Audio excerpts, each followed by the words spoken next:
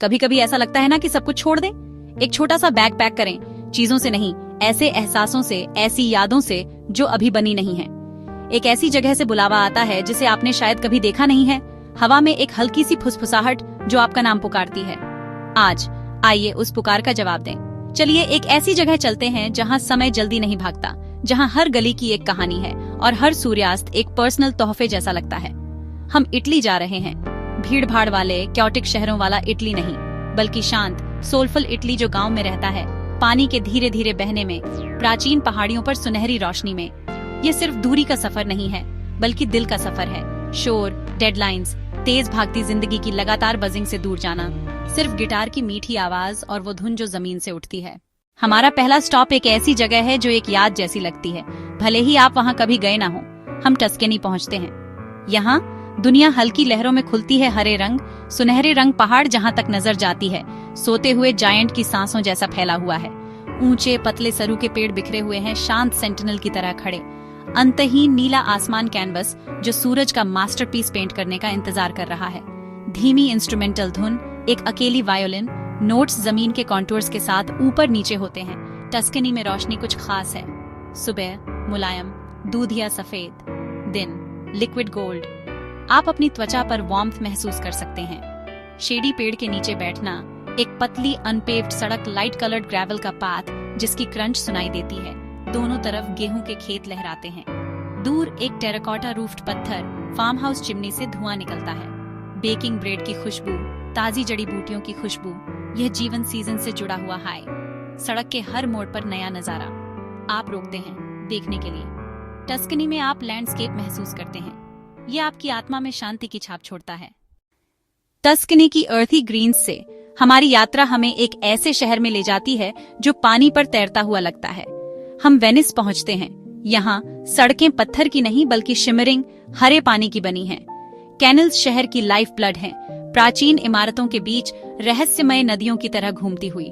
सबसे पहले आप जिस चीज पर ध्यान देते हैं वह आवाज है या उसकी कमी। कोई कार नहीं, कोई हॉर्न नहीं, कोई ट्रैफिक नॉइज नहीं। इसके बजाय पत्थर के खिलाफ पानी के धीरे धीरे रिदमिक लैपिंग की आवाज है, एक लगातार सूदिंग आवाज जो शहर की हार्टबीट बन जाती है। एक धीमी पियानो मेलोडी बजने लगती है जिसके नोट्स एक शांत सतह पर गिरते पानी की बूंदों जैसे हैं। वेनिस में रोशनी भी अलग है। ये एक रिफ्लेक्टेड लाइट है, पानी से उछलकर पलात्सोस के फसाड्स पर नाचती हुई। यह इमारतों के रंगों, ओकर, टेराकोटा, सॉफ्ट पेस्टल्स आर्किटेक्चर एक सुंदर एलिगेंट डिके है। प्लास्टर हटकर प्राचीन ईंटों को दिखाता है और हरी काई पानी के स्तर से ठीक ऊपर उगती है। हर मोड़ पर एक नया पिक्चरस्क सीन सामने आता है। एक छोटा आर्च्ड ब्रिज, फूलों के गमलों से भरा एक छिपा हुआ कोर्टयार्ड, एक चमकीले रंग के खंबे से बंधी एक अकेली गोंडोला। यह एक ऐसा शहर है जो आपको अपनी लैब्रिंथाइन ब्यूटी में खो जाने के लिए आमंत्रित करता है। कल्पना कीजिए कि सुबह सुबह एक छोटे सुनसान ब्रिज पर खड़े हैं, ठीक उसी समय जब सूरज उगना शुरू करता है। शहर अभी सोया हुआ है। नीचे नहर का पानी एक मिरर जैसा है, आसमान को पूरी तरह से रिफ्लेक्ट करता है, जो पिंक और ऑरेंज के सॉफ्ट शेड्स में पेंट किया गया है। यह शुद्ध अनअडल्टरेटेड शांति का एक पल है। हमारी यात्रा अब हमें दक्षिण की ओर ले जाती है। हम अमाल्फी कोस्ट पहुंचते हैं। यहाँ लैंडस्केप कोमल और रोलिंग नहीं है, ये पावरफुल और मैजेस्टिक है। पहाड़ हरे भरे पेड़ों से ढके हुए सिर्फ समुद्र से नहीं मिलते, वे उसमें डूब जाते हैं। वे ग्रे रॉक की खड़ी चट्टानों में डिजीइंग ऊंचाइयों से गिरते हैं, जिससे इनक्रेडिबल ड्रामा और सुंदरता वाला कोस्टलाइन बनता है। नीचे का समुद्र प्लासिड ग्रीन नहीं बल्कि एक गहरा मेस्मराइजिंग ब्लू है, एक ऐसा शेड जो आसमान की सारी रोशनी को समाये हुए लगता है। एक घुमावदार सड़क, इंजीनियरिंग का एक मार्वल, इन चट्टानों के किनारे से प्रिकेरियस तरीके से चिपकी हुई है, पहाड़ों और पानी के बीच लटकी हुई एक पतली रिबन। यहाँ के शहर ग्रेविटी को चुनौती देते हुए लगते हैं। घरों के झुंड चमकीले, चीयरफुल रंगों, पिंक, येलो, व्हाइट में रंगे हुए, सीधे खड़ी चट्टानों में बने हुए हैं। वे कन्फेटी के एक वाटरफॉल की तरह समुद्र की ओर नीचे गिरते हैं। उनकी छतें और टेरेसेस एक सुंदर कायोटिक मोज़ेक बनाते हैं। पोजितानो, अमाल्फी, रवेलो, हर शहर एक ज्वेल है, चट्टान से चिपका हुआ, सड़कों के लिए संकरी घुमावदार सीढ़ियों के साथ। यहाँ चलना क्लाइंबिंग और डिसेंडिंग का एक कांस्टेंट एक्ट है। कल्पना कीजिए कि आपको एक छोटी टेरेस मिल गई है, शायद एक छोटे कैफे में, जो चट्टान पर ऊंचाई पर स्थित है। आप एक छोटी टेबल पर बैठते हैं, आपके हाथ में एक ठंडा पेय है और बस नजारे को देखते हैं।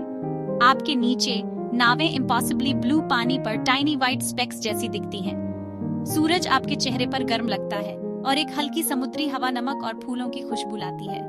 दूर कोस्टलाइन घुमावदार होकर दूर चला जाता है। जैसे ही हम अमाल्फी कोस्ट पर रुकते हैं, हम इसके अनोखे सेंसरी वर्ल्ड में डूब जाते हैं।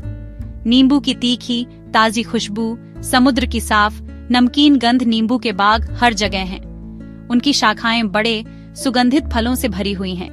इन्हें टेरेसेस पर उगाया जाता है, जिन्हें जार्डिनी कहा जाता है। ये टेरेसेस पीढ़ियों से चट्टानों में पेनस्टेकिंग तरीके से बनाए गए हैं। एक बाग से चलना परफ्यूम के बादल में कदम रखने जैसा है। जेस्टी अपलिफ्टिंग अरोमा आपके फेफड़ों को भर देता है। गहरे हरे पत्तों के बीच लटके चमकीले पीले फल का नजारा एक सरल गहरा आनंद है। समुद्र की उपस्थिति लगातार बनी रहती है, एक पावरफुल और सूदिंग बैकड्रॉप। आप इसे हल्की ह्यूमिड हवा में महसूस कर सकते हैं, जो त्वचा को ठंडा करती है। आप इसे अपने होठों पर महसूस कर सकते हैं, हवा में नमक का हल्का सा निशान। और आप इसे हमेशा सुन सकते हैं। कभी कभी यह एक हल्की शशिंग आवाज होती है, जब छोटी लहरें एक छिपी हुई कोव पर पेबली बीच से टकराती हैं। अन्य समय यह एक गहरी रेजोनेंट बूम होता है, जब बड़ी लहरें चट्टानों के आधार से टकराती हैं। समुद्र की यह लगातार आवाज आत्मा के लिए एक तरह का डीप ब्रीदिंग है। जैसे ही इटली की घाटियों और जलराशियों से हमारी यात्रा समाप्त होती है, हम सिर्फ खूबसूरत नजारों की यादें ही नहीं ले जाते, हम एक एहसास ले जाते हैं, एक अंदरूनी शांति का एहसास जो हमने रास्ते में पाया। हमने इसे टस्कनी की सुनहरी रोशनी में पाया, जैतून के बागों की धैर्यवान शांति में, वेनिशियन कैनल्स की मधुर लोरी में और अमाल्फी कोस्ट के मजेस्टिक आलिंगन में। यह यात्रा कभी भी एक सूची से डेस्टिनेशंस को टिक करने के बारे में नहीं था। यह उन शांत जगहों को खोजने के बारे में थी, दुनिया में और अपने अंदर, जहां हम बस रह सकें।